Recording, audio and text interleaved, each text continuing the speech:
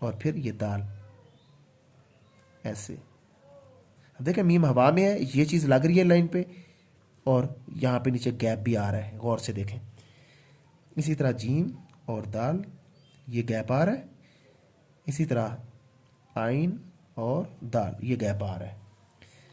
फिर आगे सीन और दाल, फिर स्वाद और दाल, ये देखें सीड ऑफ एप्पल, और ये सब में ये गैप आ रहा है। ये प्रैक्टिस आपने करनी है।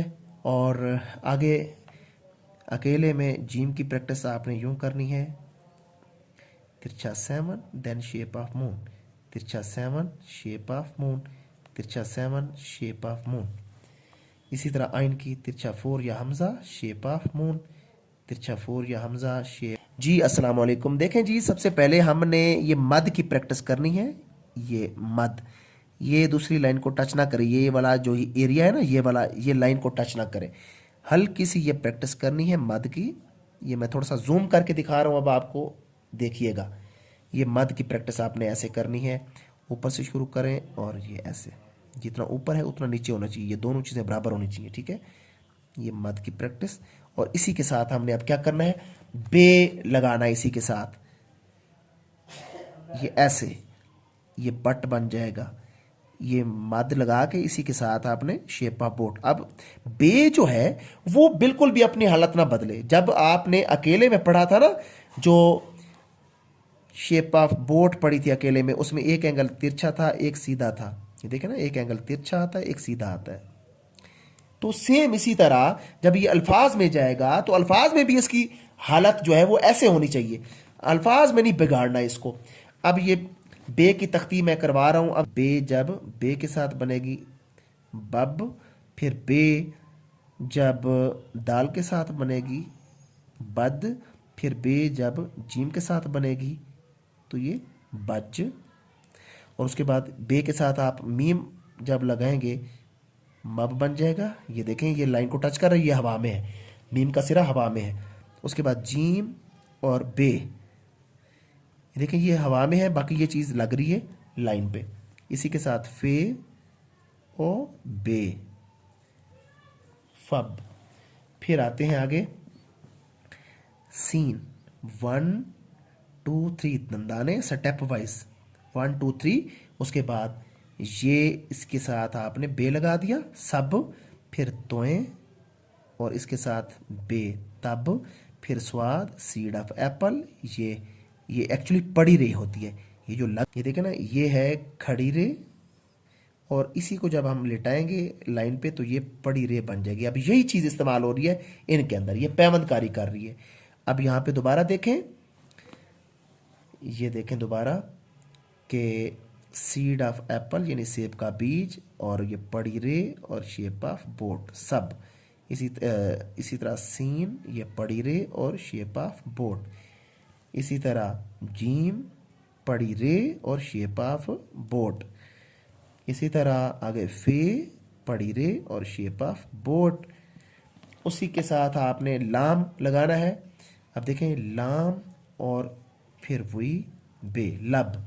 उसके बाद आता है आइन, पड़ी रे और बे, अब।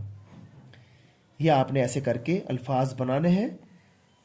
इस तरह के अल्फाज आप बनाने के काबिल हो गए हैं। आहिस्ता आहिस्ता आपने इसकी प्रैक्टिस करनी है। सबसे पहला काम है शेप ऑफ बोर्ड की प्रैक्टिस अच्छे से करनी है आपने, ये बहुत इंपॉर्टेंट है।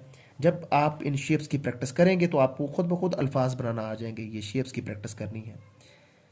अब बे की तख्ती जब दाल के साथ आती है तो ये इस तरह लिखी जाती है। दाल जब भी किसी से अटैच होता है तो शक्ल रे की होता दाल है। ऐसे ही आपने इसको देखना है, मीम और फिर ये दाल, ऐसे। अब देखें मीम हवा में है, ये चीज़ लग रही है लाइन पे, और यहाँ पे नीचे गैप भी आ रहा है, गौर से देखें। इसी तरह जीम और दाल, ये गैप आ रहा है। इसी तरह आइन और दाल, ये गैप आ रहा है। फिर आगे सीन और दाल, फिर स्वाद और दाल, ये देखें सीड ऑफ एप्पल, और ये सब में ये गैप आ रहा है। ये प्रैक्टिस आपने करनी है। और आगे अकेले में जीम की प्रैक्टिस आपने यूं करनी है, तिरछा 7, देन शेप ऑफ मून, तिरछा 7, शेप ऑफ मून, तिरछा 7, शेप ऑफ मून।